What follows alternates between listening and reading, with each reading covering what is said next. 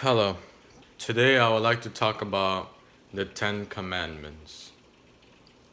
So, the Ten Commandments are actually the most important things that we must obey. In fact, Jesus said that we must follow the Ten Commandments. So, but when we read the Ten Commandments, the first one it says, "You shall not serve any other gods but me." And he also said that you cannot make any graven images of a god or anything like that, of a god or anything like that. So it says, so in here we're gonna learn about the Ten Commandments and what they mean. We're also gonna discuss about the Ten Commandments, which is not only in the Old Testament but is also in the New Testament. So we're gonna learn what Moses gave to Israel about, about the Ten Commandments. So the first one is, "Thou shalt not have any other gods before me. Thou shalt not make unto thee any graven image or any likeness of anything that is in heaven above, or that is in the heaven earth, or that is in the earth beneath, or that is in the water under the earth. Under the earth. Thou shalt not bow down thyself to them, nor serve them." God is talking about their idolatry. He was also talking about idolatry in there. So, "For I am the Lord thy God. I am a jealous God, visiting the iniquity of the fathers upon the children unto the third and fourth generation of them that hate me, eschewing mercy unto thousands of them that love me and keep my commandments. Remember the Sabbath day to keep it holy. 6 days shalt thou labor and do all thy work, but the seventh day is the Sabbath of the Lord thy God. In it thou shalt not do any work, thou nor thy son, nor thy daughter, nor thy manservant, nor thy maid servant, nor thy cattle, nor thy stranger that is within thy gates. For in 6 days the Lord is made heaven and earth, the sea, and all that is in them is, and rested on the seventh, and rested in the seventh day. Wherefore the Lord blessed the Sabbath day and hallowed it. Honor thy father and thy mother, that thy days may be long upon the land which the Lord thy God giveth thee. Thou shalt not kill, thou shalt not commit adultery, thou shalt not steal, thou shalt not bear false witness against thy neighbor, and thou shalt not covet thy neighbor's house. Thou shalt not covet thy neighbor's wife, nor his manservant, nor his maidservant, nor his ox, nor his ass, nor anything that is thy neighbor. So yeah, just for you to know, guys, the reason he said a bad word was because it was made by the British King, King James. So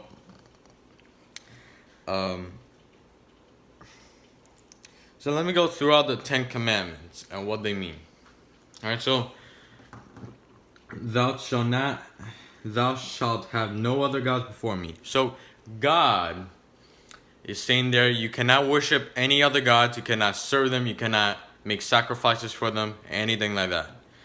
You only have to serve the Lord God, the one that made the universe and all of reality. And in the fourth verse it says, "Thou shalt not make unto thee any graven image or any likeness of anything that is in heaven above, or that is in the earth beneath, or that is in the water under the earth."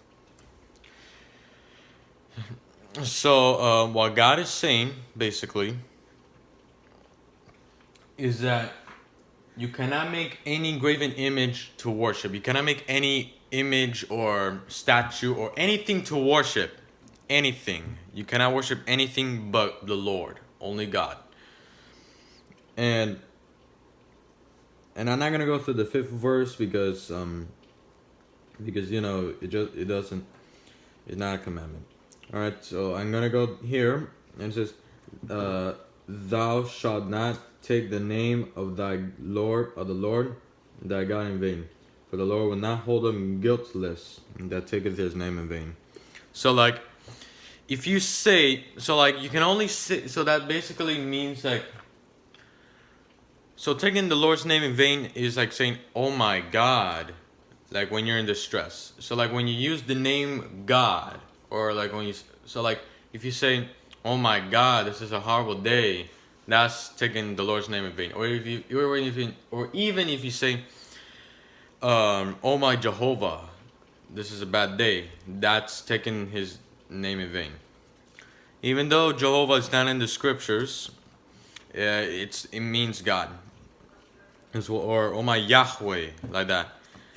You can only say, oh my God, this is a very beautiful day, like that. You can only use his name for good things. So it's almost like blasphemy. You cannot say, oh my effing God, like that. You cannot say that because that's called blasphemy, an insult to God. You cannot say F you to God because that's blasphemy. And yeah. So, and in the 8th verse it says, remember the Sabbath day to keep it holy. So like, now in the next verse it says, 6 days shalt thou labor and do all thy work. So what God is saying here, that every week from Sunday to Friday, you shall do work, you shall do labor, he means. But on the 7th day, which is Saturday, you shall not work. Not anything shall work. And he gives you the reason right here. For in 6 days the Lord made heaven and earth, the sea and all that is in them, and rested the 7th day, wherefore the Lord blessed the Sabbath day and holiday. So he wants to honor creation. That's what he wants to do because he made us. We were supposed to be glorious to his eyes, but unfortunately we sinned, falling short of the glory of God. So that's why he gave us that commandment to not work on the 7th day, but to work on from the 1st to the 6th day. And in the 12th verse it says, honor thy father, thy mother, that thy days may be long upon the land which the Lord thy God given thee. So it's always throughout a lot of societies in this earth, like Japan, the Japanese culture, and the Chinese. I'm gonna actually focus on the Japanese and the Arabic culture. They have a value where we respect our parents. Even like 100 years before, the pilgrims, they always respected their parents. Always respected their parents. They never disrespected their parents. Not even one time. Unfortunately, today, the kids are dishonoring their parents. They're insulting them. And I hate that. And in the 13th verses, it says, thou shalt not kill. Alright, so what God is basically saying, you shall not murder. You cannot murder a human being, because in parts of Leviticus, it says that death can be allowed for certain transgressions, like fornication, some forms of fornication, or even insulting your parents, either the mother or the father, can be punishable by death in the Levitical law. And that's what it means by that. Thou shalt not commit adultery.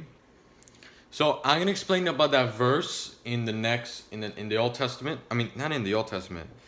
I'm gonna explain the thou shalt not commit adultery commandment in the New Testament. So that is a form of fornication. So God say, yeah, thou shalt not steal. You cannot steal anything. In fact, I'm gonna tell you this. So like God means there, thou shalt not steal. Like it's like if you kill someone, you stole your life.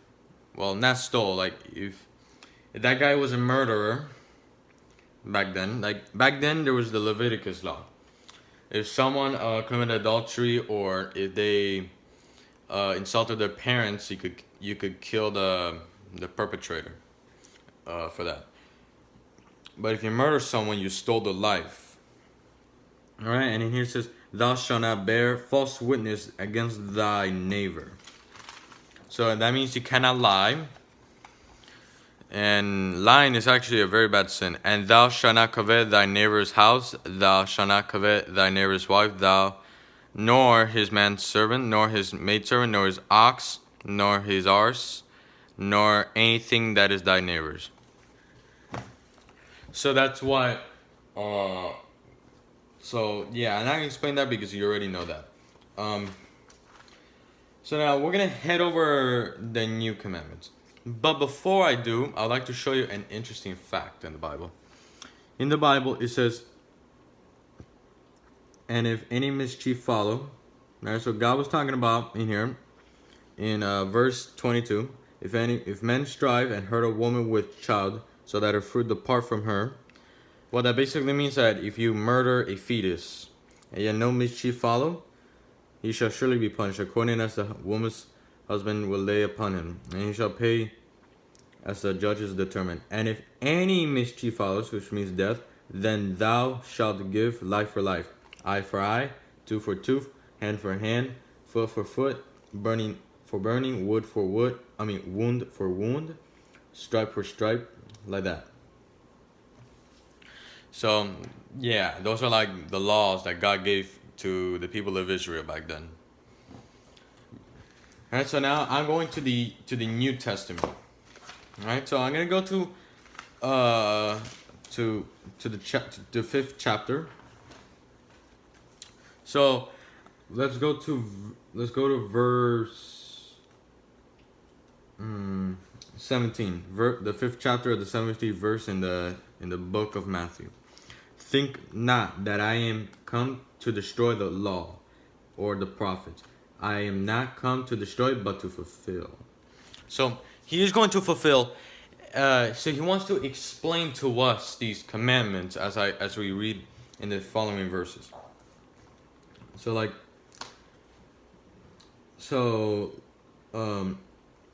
now he talks about the if you kill, thou shalt not kill commandment. So in right here.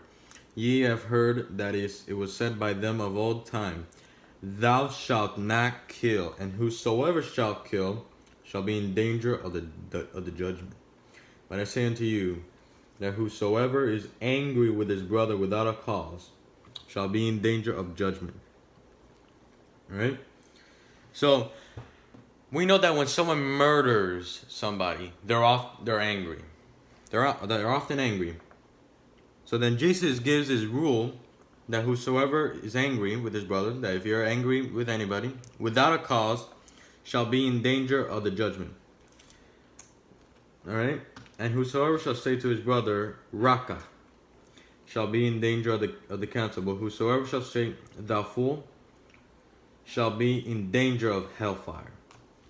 So like if you're warning someone, like if you're angry at them and you're warning them, you're not in danger of hellfire. Like, let's just say if I met someone that cheated on his wife, or I married another person that's being an adulterer, so I'm angry at him and said, watch out, for God is gonna judge you, and you're in danger of judgment, like that.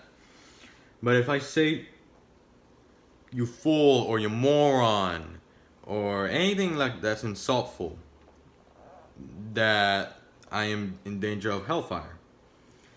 So, yeah, so that's what he was saying. Alright, so then we go right here, and we go to the 20th verse, and it says, but I say unto you that whosoever shall looketh on a woman to lust after her hath committed adultery with her already in the heart.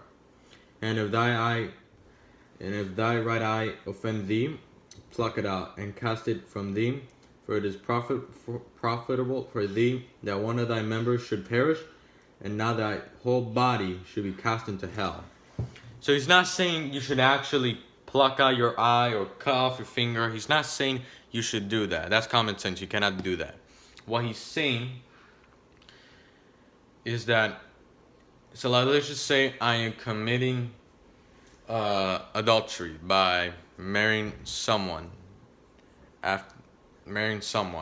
because I divorced my wife because I cheated on her. I am in danger of hellfire, but there's only one way for me to not go to hell, and that is if I leave the wife that I am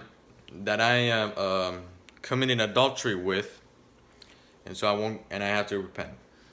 So that's what he means by that. Right? So then it goes into the commandment where it says thou shalt. Now it goes to there in 31, where it talks about the bill of divorcement. So of course I taught you this the other day, that you can remarry like soon.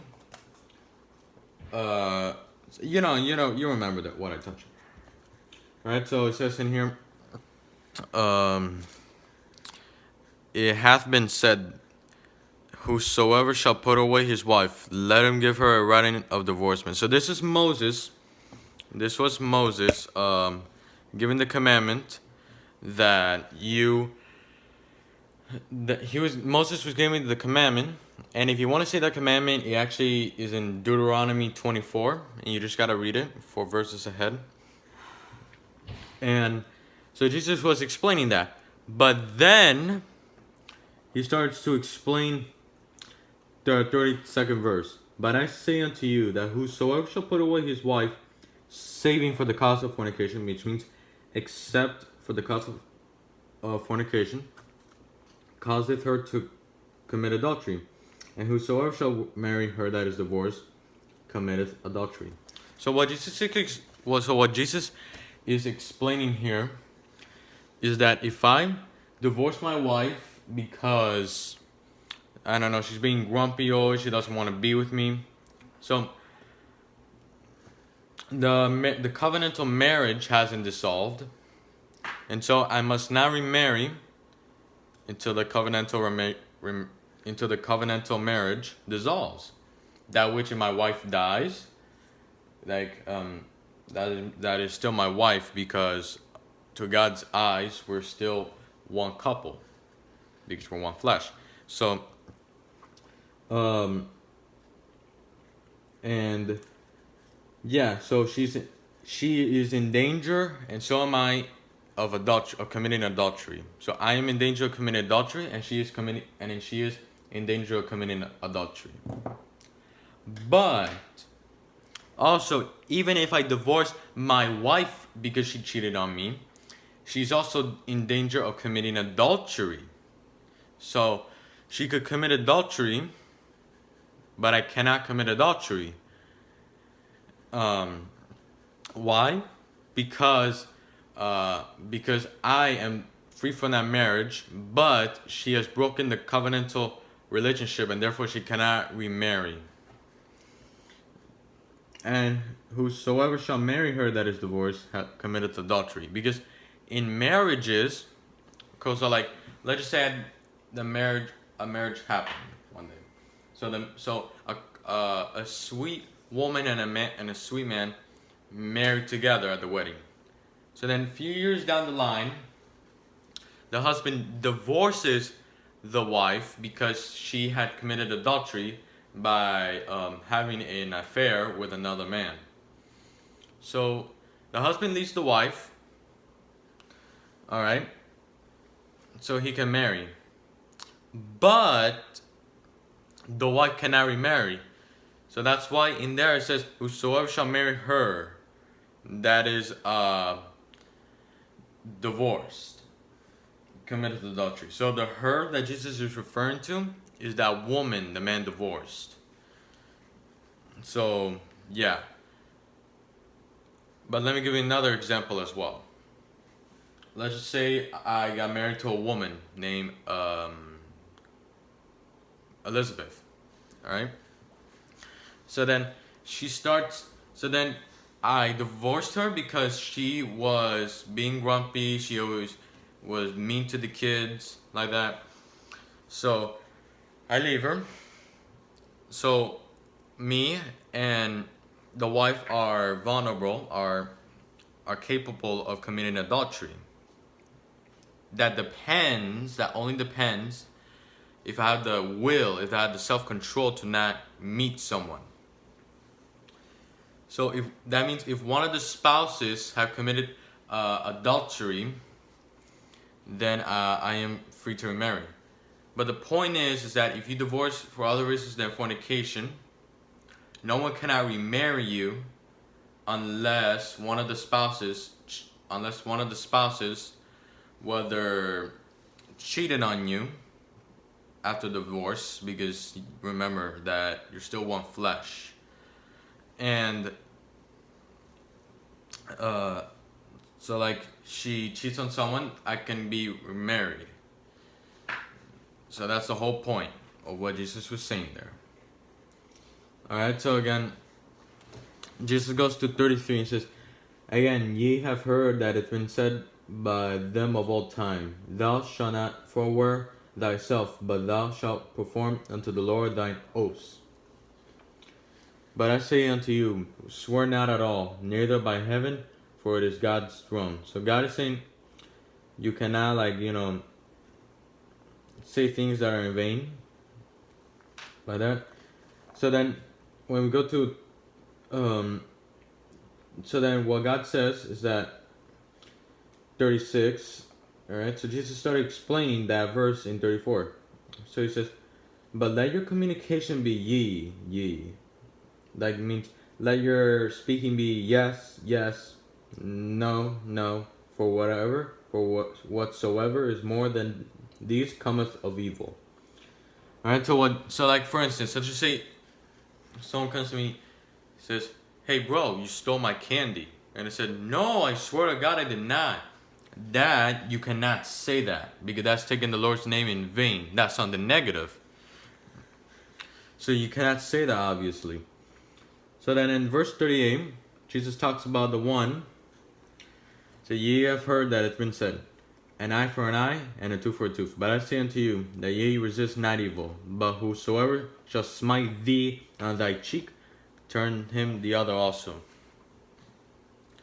So Jesus is saying here, yes, you can, and it says, so then Jesus says, you shall not resist thy evil. Wait, hold up. I got confused in there. Alright, so Jesus, I got it now. I got it. Sorry, I forgot it for a moment. Alright, so Jesus is saying that if someone slaps you in your face, you can slap it back. But he also says, resist not evil. Alright, so you cannot resist evil. Alright, so like, don't surrender to the evil. You gotta fight it. And it also says, and if any man will sue thee at the law and take away thy coat, let him have thy cloak also. Alright, so, and then he goes to 43, ye have heard that it hath been said, thou shalt love thy neighbor and hate thy enemy. But I say unto you, love your enemies, bless them that curse you, do good to them that hate you, and pray for them which despitefully use you and persecute you. So Jesus is saying, don't hate your enemies, instead love them, because of course there are brothers and sisters spiritually. Even though they are not one in Christ, they're still our brothers, our siblings. Why? Because God made us, so we're technically brothers and sisters. And he expects us to follow all these rules. God expects us to follow these rules. For it says in Matthew 5:48, be ye therefore perfect, even as your Father which is in heaven is perfect. So follow his rules, and you shall be with your Father in heaven. So thank you. I hope you have a blessed day. And I hope you have a great day. Bye.